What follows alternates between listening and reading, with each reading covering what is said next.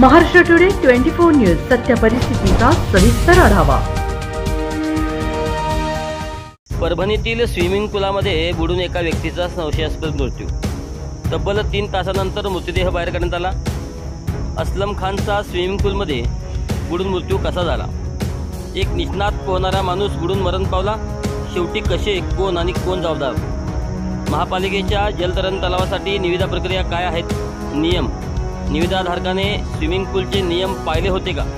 मृत्यूचे कारण विषारी पाणी आहे की आणखी काही? परभणी शहरातील स्विमिंग पूलमध्ये असलम नामक एका व्यक्ती शुक्रवारी सकाळी परभणी शहरातील प्रियदर्शिनी इंदिरा गांधी महापालिकेच्या स्विमिंग पूलमध्ये नेहमीप्रमाणे पोहण्यासाठी गेला होता। काही वेळाने त्याचा मृतदेह स्विमिंग पूलमध्ये आढळून आला, त्यामुळे शहरात खळबळ उडाली। महापालिका प्रशासनाने स्विमिंग पूलसाठी टेंडर दिले होते। स्विमिंग पूल चालवण्याच्या नियमानुसार स्विमिंग पूलवर ट्रेनर असणे आवश्यक आहे।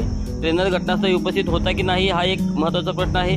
दुसरा महत्त्वाचा प्रश्न म्हणजे स्विमिंग पूलाचे पाणी विषारी असू शकते, त्याची चौकशी करण्याची जबाबदारी कोणाची आहे? असे अनेक प्रश्न आहेत जे मृत्यूचे कारण असू शकतात। मृत व्यक्तीचे नाव असलम खान रज्जाक खान आहे आणि तो शहरातील सेवकनगर भागातील रहिवासी होता। असलम गेल्या काही महिन्यापासून स्विमिंग पूलमध्ये पोहण्यासाठी येत होता। आजही नेहमीप्रमाणे तो सकाळी स्विमिंग पूलमध्ये उतरला आणि स्विमिंग पूलच्या 2 फेऱ्या पूर्ण केल्या, पण त्यानंतर तो पाण्यात बुडाला आणि बाहेर आलाच नाही। ही घटना हृदयविकाराच्या झटक्याने घडली असावी असा अंदाजही वर्तवला जात आहे।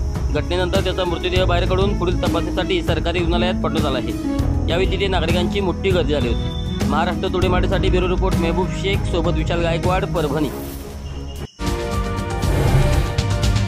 आजच महाराष्ट्र टुडे 24 न्यूजला सबस्क्राइब करा आणि सत्य परिस्थितीचा सविस्तर आढावा पहा।